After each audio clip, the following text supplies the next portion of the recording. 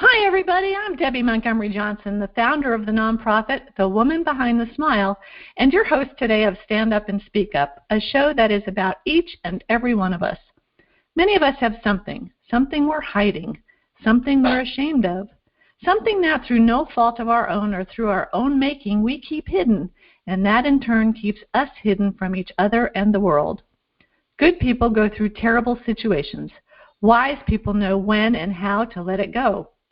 Everything that happens to us helps us grow. And while it may be hard to see it right away, the most important thing to do is to change your perception about your circumstances. Stand Up and Speak Up features ordinary people who've been through extraordinary situations and struggles and found the courage to step out from behind their smiles and speak up about their experiences and the lessons gleaned from those experiences. Today, I'd like to welcome our guest speaker, C. Simone Rivers.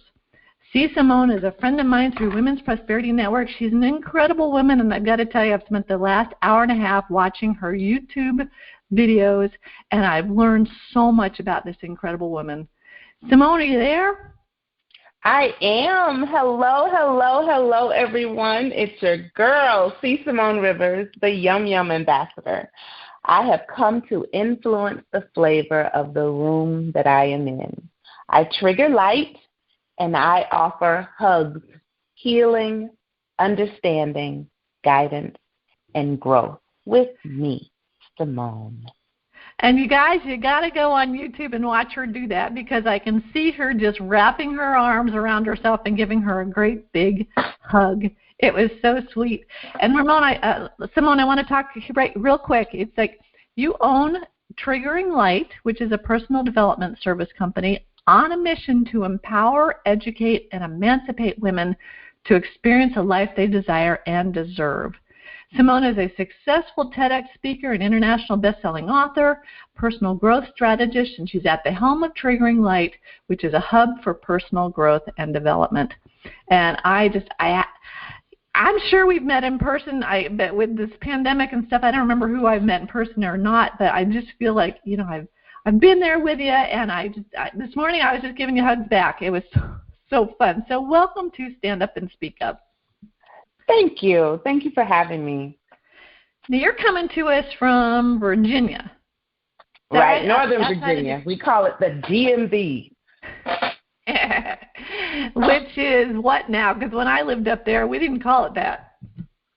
Well, Northern Virginia is probably 35, 40 minutes away from D.C., and the DMV is considered D.C., Maryland, and Virginia, because nobody really lives in D.C. They all work in D.C. and live in Maryland and Virginia.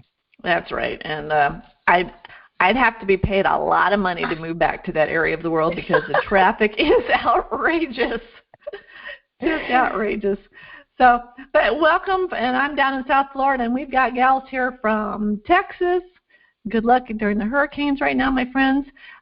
We have friends down here in Fort Lauderdale, up in New York. This is exciting. So I'm so glad to have you here. Now, Simone. Thank you. I always talk to my friends here on Stand Up and Speak Up, because I don't want to call anybody ordinary, but we are just like our girlfriends. And we've all been through things in our life that can set us back or can set us free. And I love how you give us prescriptions for a better life, but I want you just to explain to people, where are you coming from?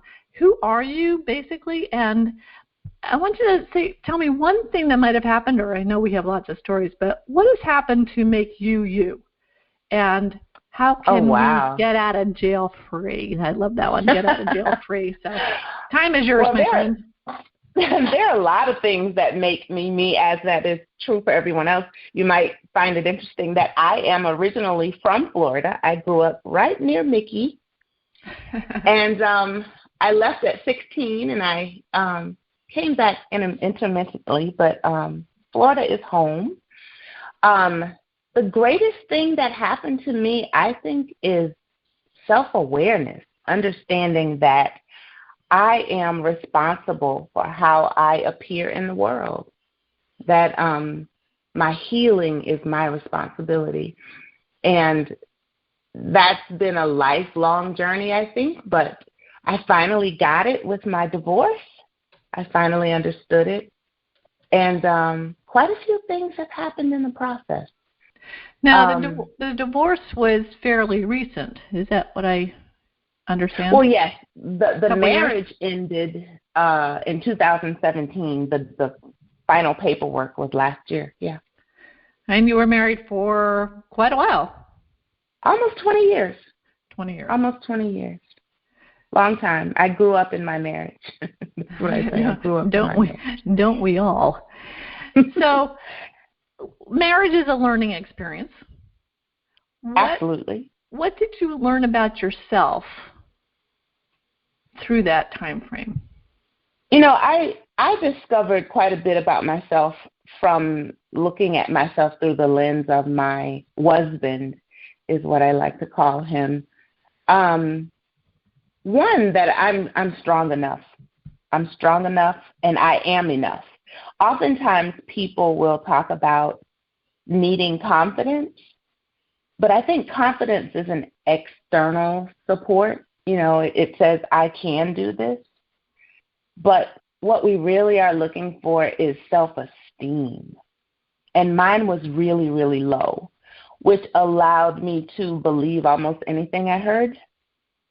And in my marriage, I heard a lot of things that were very negative, and I took them on as a part of my story. And I believed it all.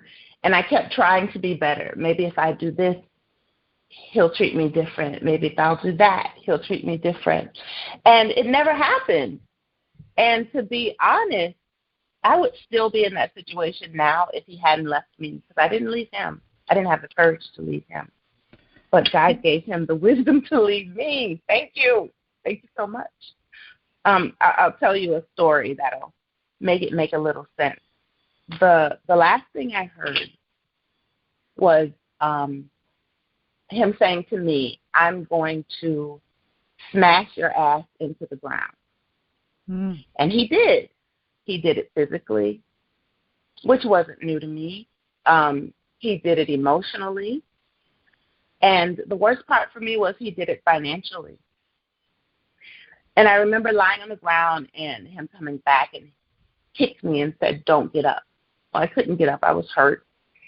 But I remember hearing this voice, and it's difficult sometimes for me to explain because it was my voice, but it was the me I needed to be in that moment talking to the me I was on the ground. It was an elevated me. And I said to myself, baby girl, don't get up. But I want you to know you haven't been smashed. You've been planted. Let your tears water the soil, and we're going to grow a new thing. And that kept me in that space. And I think the next conversation I had was, I'm not scared, and you're not going to hurt me anymore. I'm stunned. And the reason is I'm sitting here thinking, as I've heard you talk about putting on that mask and hiding, and I talk about this a lot too. And in your background, you and your husband had a ministry over in, I know you did it over in Europe, but did you put on the mask all those years and hide? Absolutely. I come from a space where it's important that people see you a certain way. You know, you go to church, you wear the dress, you put on your church hat, you put on your church smile, you even praise God in a certain way. And I remember wanting to be like everybody else, and I never was. But what I learned is that I was trying to be authentic. That's why I didn't fit.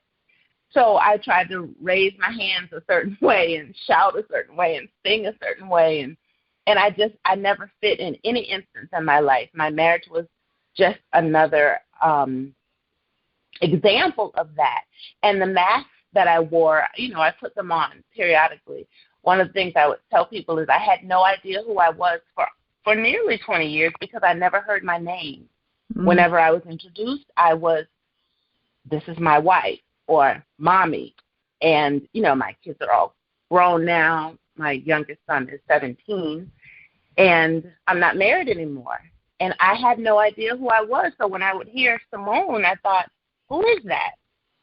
I needed to re-identify her. And in the process of figuring out who she was, I just started peeling away things that I was not. So I absolutely discovered what I was not. And something you said when we came on the air, you said everything that happens helps us grow, and we can't see it, but if we give ourselves a new perspective, perhaps we will.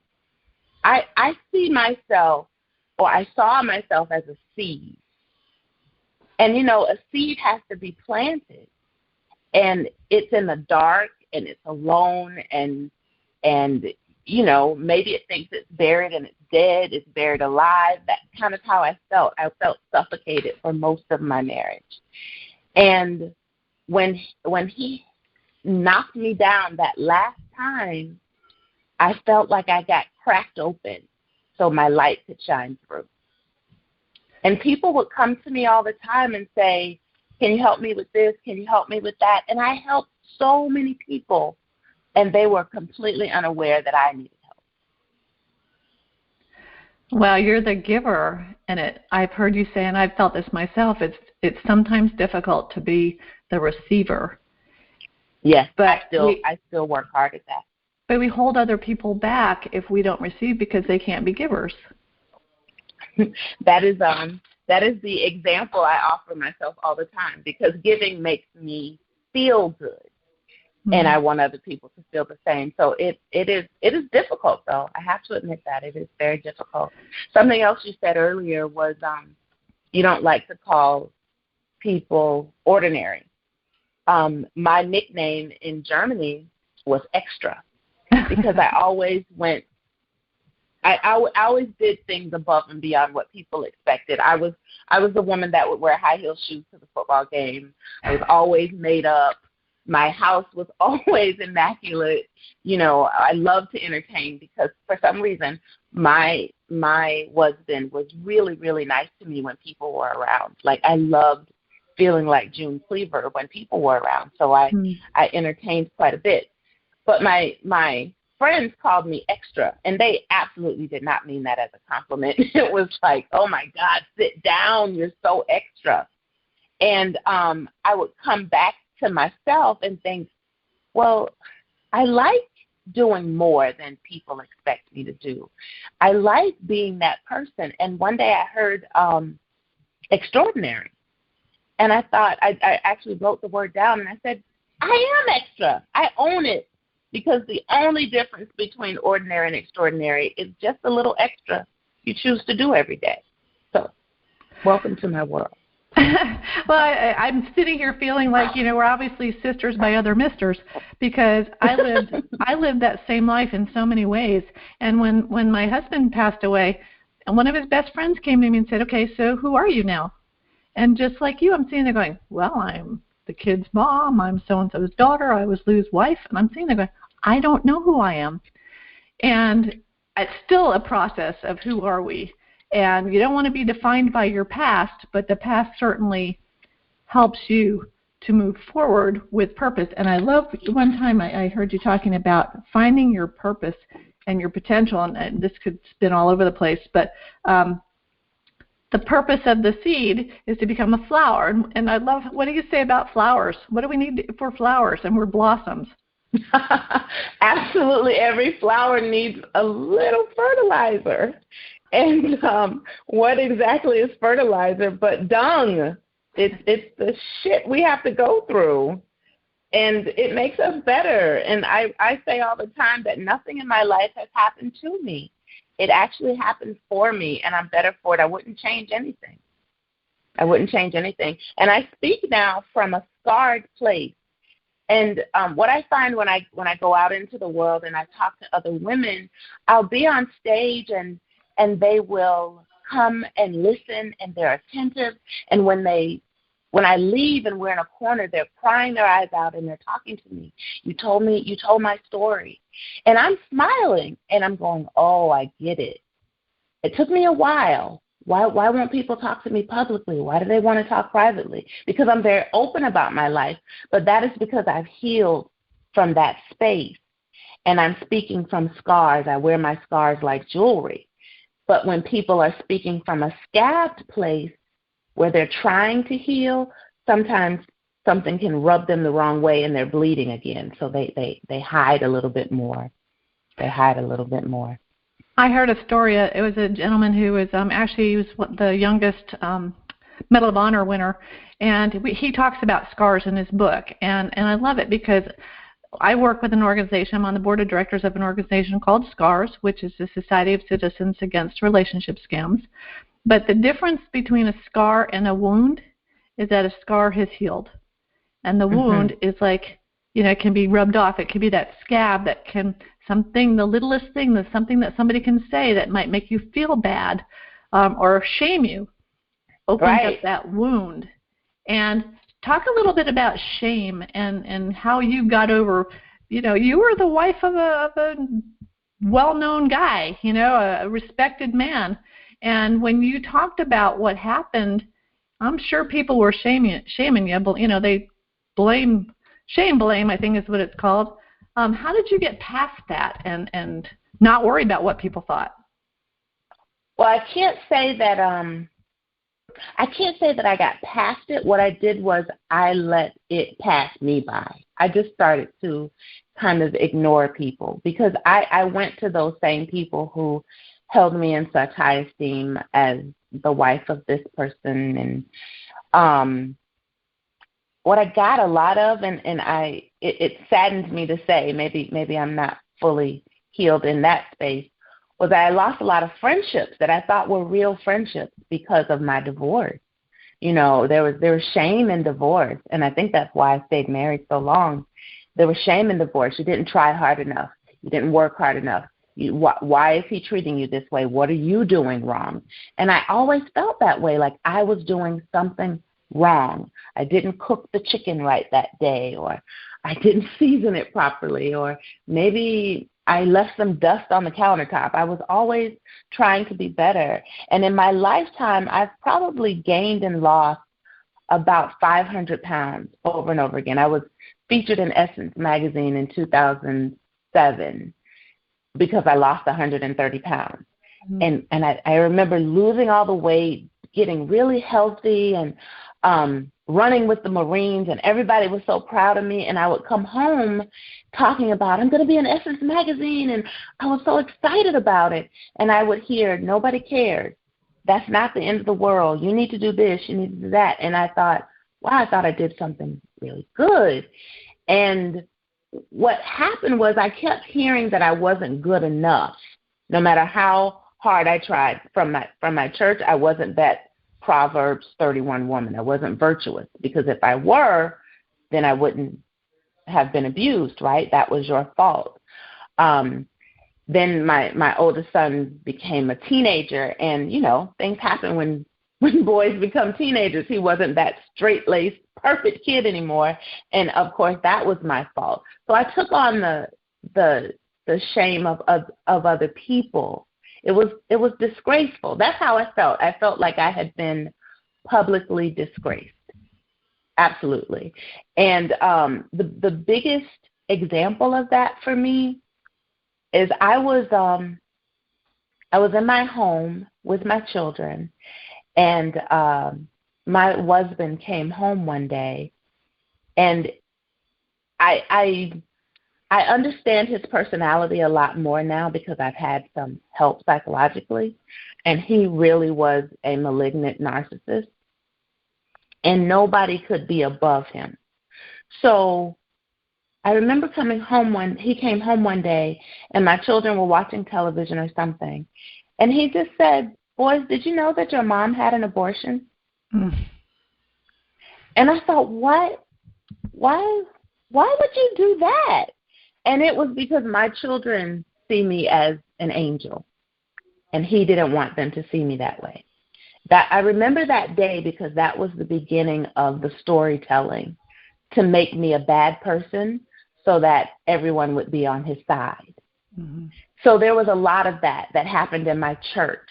And, he was the breadwinner, so he was giving to different organizations. And, of course, it was my fault. So I carried that shame with me like a, we talk about Jesus having a yoke that is easy. My yoke was not easy. It was heavy. I carried it around my neck like something was wrong with me. And it showed up as weight. It showed up as attempt to end my life. It showed up as I'm just not worthy of life. And I had to go through a lot of fertilizer in order to get to the blossoming part. Absolutely. And I thank Brené Brown for that. I read a lot of her books to help me get there. Yeah, she's got some great stuff about shame and blame and forgiveness and moving on. And can we focus a little bit on forgiveness? Because so many of us have done something that we feel has been really stupid, or other people have told us was really stupid. Who did you forgive in that situation, and who did you start forgiving? Actually, the first person I had to forgive in my process was myself. And I have to tell you, that was the hardest part, because I had to accept complicity for my role. Because honestly, I was putting Mederma makeup on bruises on my wedding day. So I couldn't pretend that I didn't know who I was marrying. I just thought I could change him. I really did. I thought I could change him. And that was hard. That was the worst part of my process, because forgiving yourself means you have to accept responsibility for your own healing. You can't imagine this. You're in your home and someone breaks into your house and they shoot you, and you're lying on the ground and you're bleeding. Do you then yell, the ambulance is coming, let us help you, let us help you? And you say, no, he shot me. He should be helping me. Now, the person that broke in your house, they've long gone. They're not interested in you at all. I mean, my ex had moved another woman into my home while my son and I were homeless. He could care less about me, but I needed to heal. And I was so busy going, look what he did, look what he did. And the day that I looked at what I could do is when I changed, is when life for me changed. So that was first. And I do believe that I have a program I call The House That Love Built. And before you can start building any edifice, you have to lay a foundation. And forgiveness is the foundation. So first I forgave myself, and now I can truly say that I have forgiven him for everything, because I recognize that he was a tool that God used to turn me into the person I am now. Mm-hmm. And that's very grown up of you. That is a very grown up thought, because it's so easy to start saying, well, that person hurt me and they're to blame. And we see it in scars, is that, we go after the person that scammed us or that took advantage of us. And I'll bring Dr. Tim on later on, but we always talk about, too, first off, okay, if I hadn't accepted that friend request on Facebook or, at the dating site, I was the first one to do it. And then it went into, a friendship, what we thought was a friendship, but we were the first. I was the first, and that's what you said, take advantage or take responsibility for what you did first. Now, exactly. The person that hurts us, it'll be on them at some point, but that's not up to us to judge it. I feel they'll get their due in the end, is the way I look at it. We all have to account for what we've done. It's very hard because human nature says, get them. Yeah. I mean, I'm no different than anybody else. Yeah, I was angry. I was really, really angry. Somebody make him pay for what he has done, for what he has done to me, for what he's done to my son. I felt I was angry, but I was deteriorating in my anger. And it was my son that actually saved my life. I remember one day I was at the bottom of the stairs, and he came home from school and found me there. And I didn't know how I got there. I had neglected myself so much that I was acutely anemic and needed transfusions and everything else. But I had to take care of myself, and I looked into my son's eyes, and I found a reason to try. I live because I want to now, but then I was living for him and only him. He saved my life. And I have an acronym that I often use to help people through the forgiveness process, and it's focus. If you focus on forgiveness, you start with that fear of feeling like you're condoning what they're doing. But you have to understand that feelings aren't always facts. You have to understand that feelings are something that you process. And what I do is, when in a space where I'm afraid, I invite fear to have coffee and pound cake with me so I can figure out why it's there. And I was absolutely afraid of admitting that I had something to do with this, that it was not all his fault. And the O in focus is being willing to offend other people. The people in my church environment that were telling me what I should do, what I should feel. I no longer allow people to shit all over me. They are not living the life that I'm living. You should go to him. And we had been separated almost a year and a half. You know, I won't feel bad if you go to him and tell him that it's okay, that you're sorry. And I'm like, have you lost your mind? I'm free. I may be broke, but I am free. I'm never going back into that situation. So I had to offend some people that I held in high regard. I had to say, you don't get to tell me what to do anymore. And this is the truth, regardless of how you feel about it. And the C is for canceling out judgment, both of myself and of other people. You know, I created these thoughts in my mind that sister so-and-so is going to say this, and brother so-and-so is going to say that, and that's how we identified each other in our church. And I just decided, I'll explain it this way. We talk about the pink elephant in the room and ask, why can't anybody see that elephant? Well, if there are 10 people in the room, everybody's going to have a different perspective of that elephant. And I'm the kind of person who walks around the perimeter of the room so that I can see the elephant from everyone's perspective, and then I don't judge them. That's where they're coming from, and I accept it. So I had to cancel out judgment, and then I had to untie some threads that connected me to old habits, old behaviors, and some people. We talked about letting go of some relationships. I really had to untie some cords. And I have this superpower that I created in that process, that I discovered in that process, is that I have the ability to completely erase people in my memory, just erase them. And I am so proud of that, because it's in the memories that we reopen wounds and we don't allow ourselves to heal. So I really did have to untie some threads to people that had been in my life for a very, very long time. And finally, I asked for support. And no matter what the wound, you can have a paper cut, and you need the support of Neosporin to heal. So we can't be afraid to ask for help. And that was my biggest issue in all those years. The mask was so heavy, and I was carrying it. And if I could just put it down and let someone see my authentic self, the help came to me. And that, between forgiving myself and asking for help, those were the two most difficult things. I love that. I love that focus and how you talk about all those things, because I think all of us go through that. And I'm sitting here looking at your picture with your beautiful big smile, and unless we'd had this discussion, I would never have known that all this was behind you.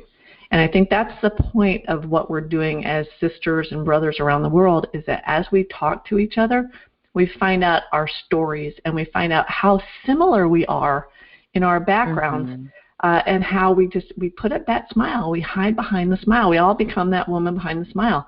And we need to drop it so that we can truly be the women with smiles. And I like that. I love that. Well, my guest last week was Lindy Eldridge, and Lindy and I are best of buds, and she has this hug pillow. And if anybody saw the show last week, I have a picture of the hug pillow. And I love when I saw some of the programs that you're doing. One of them is called Hugs. So can we move? We've had some, little dark discussion here. Let's move on to hugs and how you use hugs and hugging as a healing point and as a place to move forward in your life. Can you explain hugs to us? Absolutely. So hugs, well, I'm first of all, I'm an extreme extrovert. I am an extreme extrovert. And I love people. I always have. I say often that I'm moved by the energy of thought. I just like having conversations with strangers. And I was the woman that would hug the cashier and say, "Can I give you a hug?" And everyone would always accept them.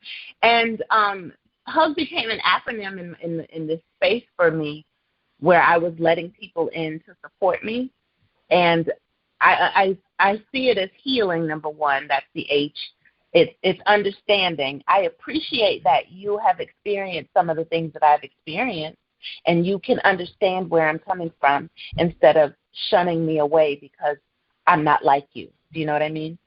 And guidance. And my guidance comes from a divine source. And I started to be guided towards certain people to get the things that I needed. And growth, we talked about that already, that we are not reservoirs, we're rivers, and we're constantly moving. Everything is constantly growing. So we have to be willing to do that. And the S, I often say healing, understanding, guidance, and growth with Simone, but Simone is a conduit for support because you need support. And that's how you give yourself a hug in any situation that you're coming out of, whether it's abuse financially, abuse physically, emotionally. If you're, whatever your issue, give yourself a hug and it'll get you through. Well, and unfortunately with this social distancing and isolation and stuff, we're not getting the hugs that we really need. So everybody right now, just put your arms around your shoulders and give yourself a great big hug. I say all the time with your right hand, give to yourself first, because we have to give from our overflow. And that feeling comes from a happy space. I talk about happiness being an internal thing. Happiness is an inside job. So with your right hand, give to yourself and put it on your left shoulder. And with your left hand, give to other people and put them on your right shoulder and squeeze. And you're giving yourself and the world a hug. That's so generous and so sweet. And it makes everybody happy. I mean, I bet everybody that's listening to the show right now, as they're doing that, there's a big smile on their face. Because hugs are so important. They're just yes. We need so touch. Important. We need touch. We actually, it's scientifically proven that the human body needs touch. You look at my oldest son. I didn't birth my oldest son. I met him when he was 2. He was my husband's son, and I sometimes say I married him. But he was born less than 2 pounds. He was very premature and in the hospital for almost 40 days and always smaller than everyone else. And when I met him, I remember how I bought him a blanket, and it had that satin around the rim. You've seen those little baby blankets. And he was always happier when he rubbed that satin on his face to go to sleep at night. And so I would find myself stroking his head. And when I met him, he was in a school for children who had developmental issues, but I didn't see that. It was just what he was being told. And I came into his life, and I started telling him something different. And he started to grow, and he went on to do great things. He's serving our country now. He went to college. He's doing great things. And I really believe that when we stroke each other in a kind way, when we give each other stories that support us, it changes us. And I'm thinking about all the things I heard that were negative. I started to believe it. I absolutely, you wouldn't know it today because I am the vainest woman you ever met, but I absolutely thought I was the ugliest thing on earth. And I believed it on a daily basis. I'm too old. I'm too dark. I'm too fat. I'm too this. I'm too that. And I really thought I was dumb because that's what I was told over and over and over again. And the whole concept of hugs is giving yourself permission to tell a new story. That's all it is a story, and you can tell a new story. And I heard you talk once, too, about how thoughts, how did you put it? Thoughts turn into action over time. And it was the whole energy thing. It's the energy of a thought. And I think before we started the show, too, I had gone on to YouTube and I watched your discussion about the law of perpetual transmutation of energy.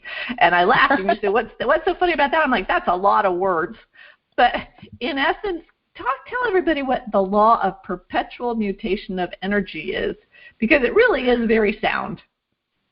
Well, everybody has the power to change their lives, basically, is what it talks about. You can change the conditions of your life, because everything we're experiencing is energy. It's what we decide to consume. It's the ability to transform those low, dark energies into higher ones by just doing something as simple as giving yourself a hug. And everybody has that power. That's a universal law, that nothing stays the same. The way that I explain it today, I don't remember the video, but the way that I explain it today is if you imagine mountains, like 3 mountains standing next to each other. Between those mountains are valleys, right? And we all have mountaintop experiences, and we have valley moments. And if you're in a valley moment, whether it's because you're experiencing abuse or whatever it is, there are people that you meet down there, and some of them have become comfortable down there, and you're trying to get up. Well, nothing stays the same. You might be in a valley moment, but the mountain is up there. You just got to climb a little. And you're going to have your mountaintop experience. And you make your decisions from the mountaintop, because you should see my hands. I'm waving like you can see me.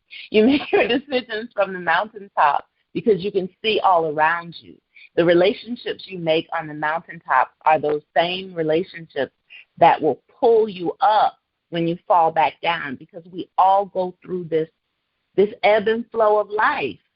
It's very simple. Energy moves in and it moves out. So if you're experiencing a mountaintop moment, enjoy it. The valley is coming. And if you experience a valley moment, don't die in that winter, because the mountain is coming.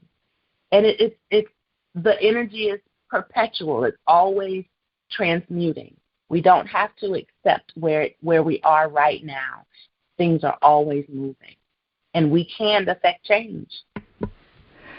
But the valley moments sometimes are the nicest, because you can look up at the mountains, you know? It depends on where your perspective is. My valley moments were sometimes hiding. It was nobody can see me because I'm stuck between these 2 mountains. And sometimes it was looking up, wishing I could get up there. It's all a matter of thought, and it's where you're putting yourself.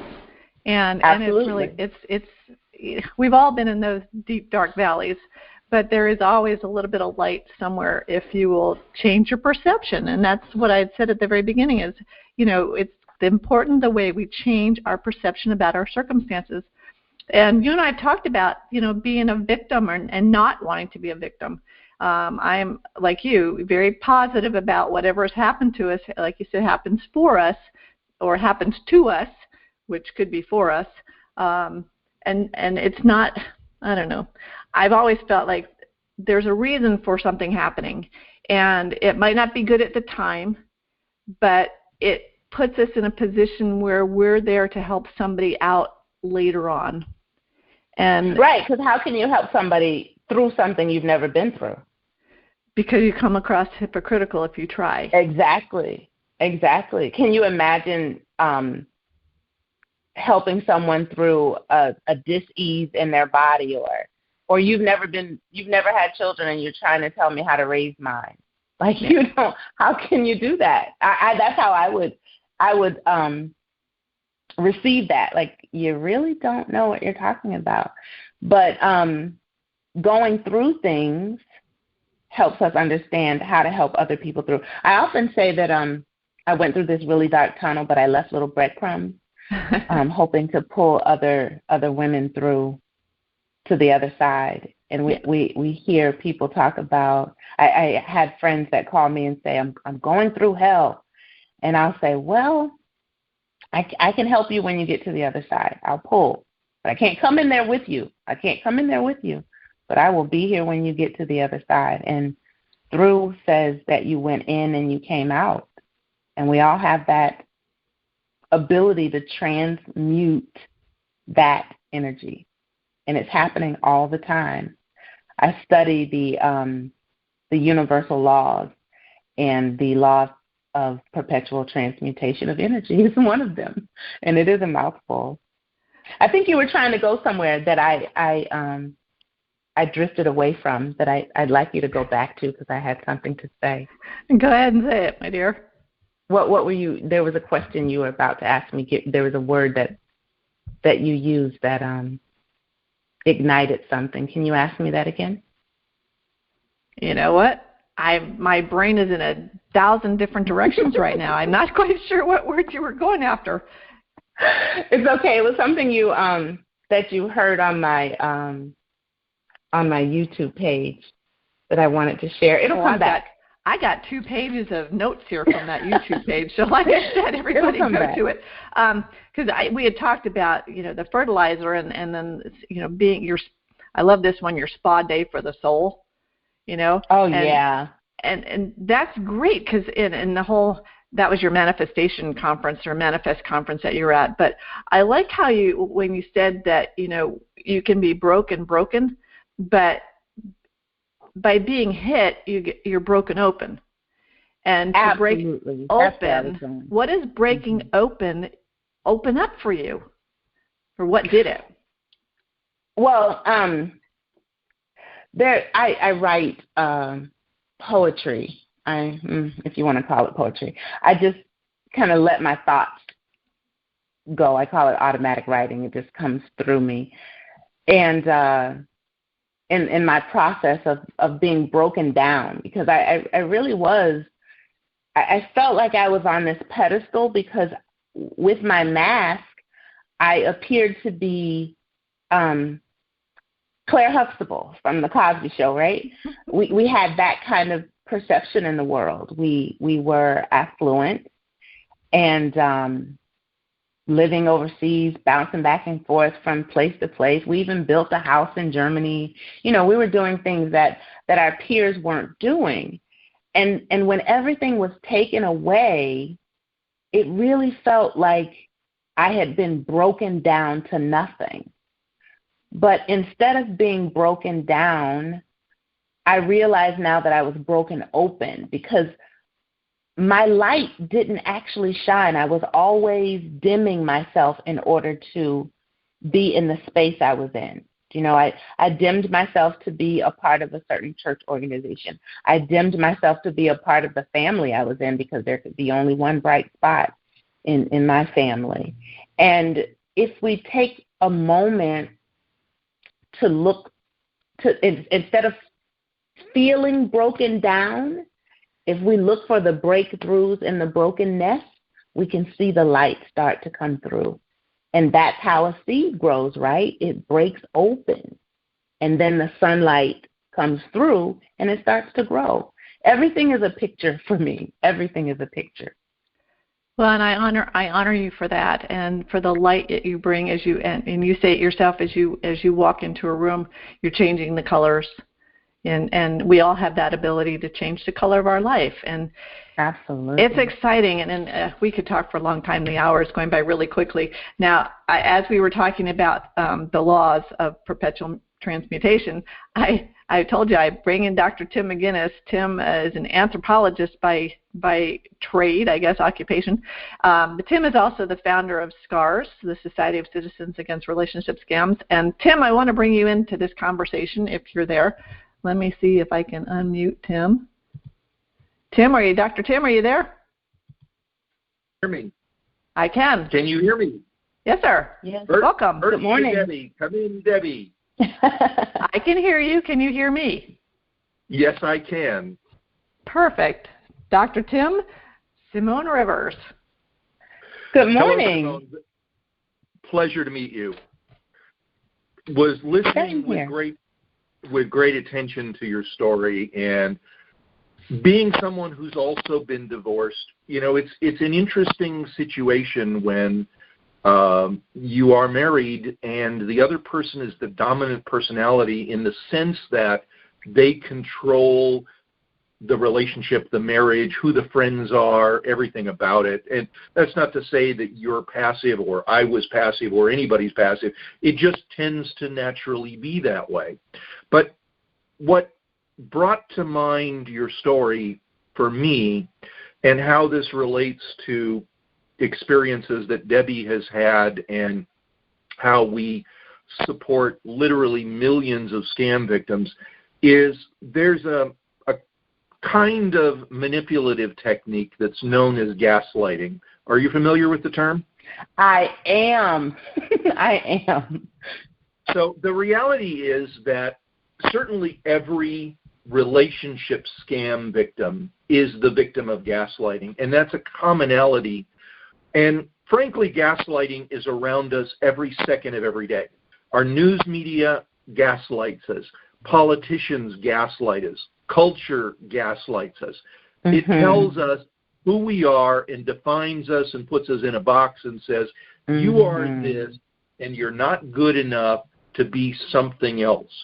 And for communities around the world, when we look at places like China, for example, which I'm intimately familiar with, having been traveling back and forth for years and done business there, and our organization even has a sister organization that I created a couple of years back inside of China. We're actually even prevented inside of China from using the word gaslighted as a part of our support methodologies there because it is so true in that environment. But gaslighting is, of course, the profound manipulation of someone to change their perception of who they are and what their reality is. And over time, it affects people substantially, not only in what they believe to be possible, but what they believe to be themselves. And you're right, it takes a long period of time to overcome that. You have to reprogram yourself, discovering who you were before that experience, looking at the experience itself through a new lens, and transforming your perception of self in the process. But those scars will remain. And the interesting thing about the use of the word scars or the use of the word scab is that manipulation of this type is a weapon, and it creates wounds. Absolutely. You can't have a scar unless you've been wounded, and you can't be wounded unless someone is manipulating a weapon. So it's important to keep these concepts in mind. And while I will agree to disagree with you on being able to help people without being in their shoes, one of the things that we all can do, straight out of Buddhism, is we can empathize with people without knowing their exact situation. So regardless of what the situation is, we can understand the foundations, whether it's a manipulation or it's a physical abuse or something of this nature, and be ready to support and listen to them, whether we've experienced it or not. And that's what we do. We support about 5 million scam victims who've been through varying degrees of gaslighting and other manipulative forms and psychological abuse. And it is profound in our society. Another word for a malignant narcissist is a psychopath or a sociopath. And in the end, you're absolutely right. It's all about control. It's not about sharing on any profound level an emotional experience, because by and large, they only have two emotional states. And we joke about this in our organization because it was something that came out in the TV series The Good Place. But sociopaths only have two emotions, anger and confusion. Everything else is neutral. And those are the only two emotions they're capable of expressing, but they're great mimics. So the reality is, anybody who has been manipulated, who has been gaslighted, who has shared any of these kinds of experiences, remember that there's no shame in seeking support, in seeking assistance. And the kind of people that you actually want to talk to are certified trauma counselors or trauma therapists, because your average analyst, your average therapist, if they're not certified and trained in trauma, they're really not going to understand. And they because re-traumatize trauma is you. the foundation of all of these experiences. That's true, Simone. Say that again. They re-traumatize you by forcing you to tell your story again. I had to go through several different therapists to find the one, because I was diagnosed with PTSD. I couldn't, talking to some of the people was more damaging than it was helpful. Yes, right. you have to work up to that point. It's not something where you can just say, I'm going to open up and everything's going to be roses and unicorns after that. Mm-hmm. When you're profoundly traumatized, PTSD is another word for it. This is recorded deep in the amygdala in your brain and the cerebellum.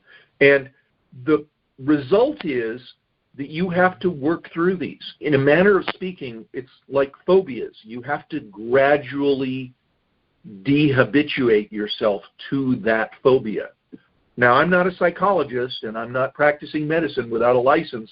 I look at these through an anthropological point of view, but the underlying issues are the same. And you're right.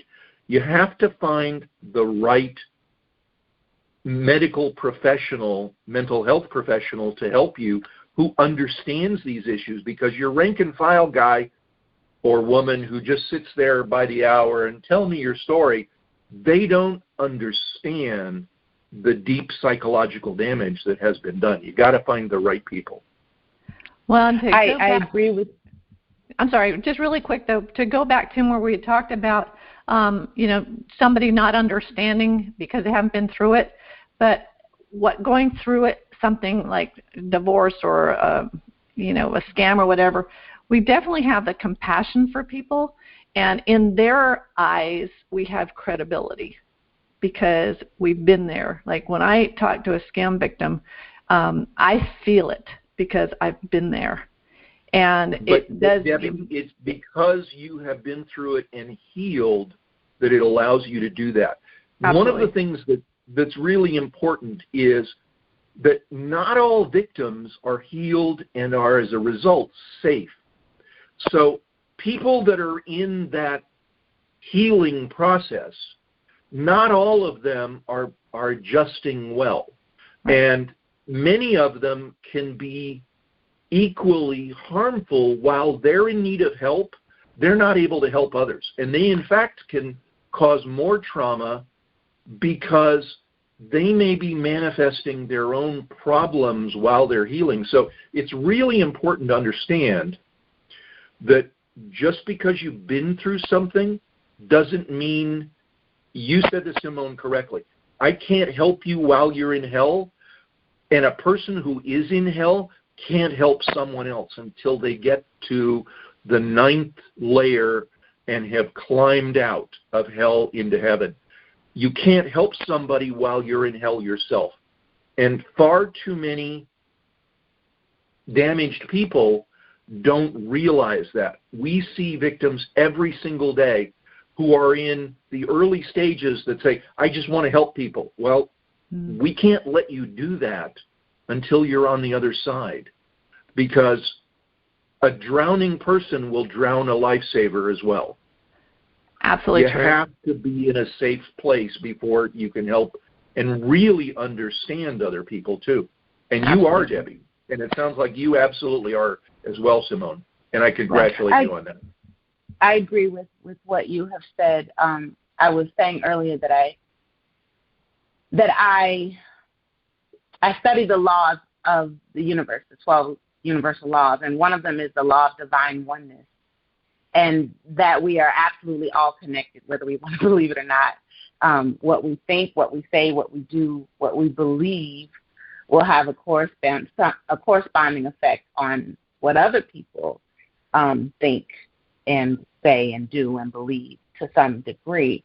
And something you said, for some reason that word gaslighting triggers me. It triggers me when I heard the definition of it, because I experienced it for most of my life. When I was trying to figure out who I was, and I thought I'd figured it out, not quite out of hell yet, and then I'd hear certain things, and I go, well, maybe I'm not. It made me question everything about myself, basically. Question, am I even a woman? Am I even a woman? It was so interesting, because I actually questioned every memory. Did I really get an MBA? I remember asking myself that. If I'm dumb, how did I get an MBA? Maybe I don't have one. Did I make that up? And that was the degree at which that person had gotten into my mind and made me question everything about myself. They could actually say something that I knew I'd done and tell me I hadn't done it, and I'd believe it. Well, I must not have. Or why did you hit me? Because I didn't do it.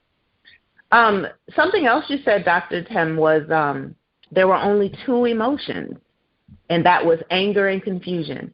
And I remember seeing that early on, going, all the kids ever see you do is scream. Can you please show love? They never see that. And it would be him hurting me, and my children would see it, and we would spend maybe 3 days in counseling. And I would say to the counselor, I just want my kids to see him love me, because I don't want them to grow up that way. But his remorse, if you will, was always in the dark. No one ever saw that. But they always saw the anger, which would cause confusion for me, because, yesterday you told me you loved me, remember? But nobody heard that but me. My kids didn't hear that. The world didn't hear that. And I appreciate that's just another part of manipulation. You guys, this conversation could go on for hours, and it's very enlightening, it's very encouraging, and it's very, I don't know, it's warming my heart, and I thank you both for contributing to today's show. Simone, before we go, I want to give people an opportunity to get a hold of you if they can. Can you tell them how they can do that? Oh, certainly. You can just send me a hug. My email address is HU.G.S, spelled with 2 G's, H.U.G.G.S, at CSimoneRivers.com. Okay, and folks, do that. She's just a wonderful woman and has a lot of light to shine, and it's triggering light. If you go onto YouTube, you can just put in her name, and she'll just pop right up. Yes. And I love it. Thank you so much for being my guest today, Simone. Again, Sisters by Other Misters, and I look forward to doing more with you in the future. And Dr. Tim, thank you so much again for your input and for the work you do with scars. We're going to close down this show. I can't believe how quickly today's gone. And I want to thank everybody for listening to Stand Up and Speak Up. We are dedicated to encouraging you to remove the mask of embarrassment and to being your best self. If you know anyone, or if you yourself have been a victim to fraud or scam, report it to anyscam.com or ic3.gov, which is the FBI site. And remember to join my Facebook group, Stand Up and Speak Up, for special information and replays of this show. Please share with your friends. This is important information. Join us each Thursday at 9 a.m. Eastern Time for another edition of Stand Up and Speak Up. This episode has been sponsored by BenfoComplete.com, a vitamin supplement company that supports happy and healthy hands and feet for those with neuropathy. If you know anyone struggling with the pins and needles or numbness in their extremities, check out our products at benfocomplete.com and use the special code STANDUP for a 5% discount. Again, thanks everybody for being here with Stand Up and Speak Up. It's been a wonderful conversation with C. Simone Rivers, and I appreciate you, my dear, and I wish you all hugs and happiness today. Thanks so much, guys. Thank you. Bye-bye. Bye now.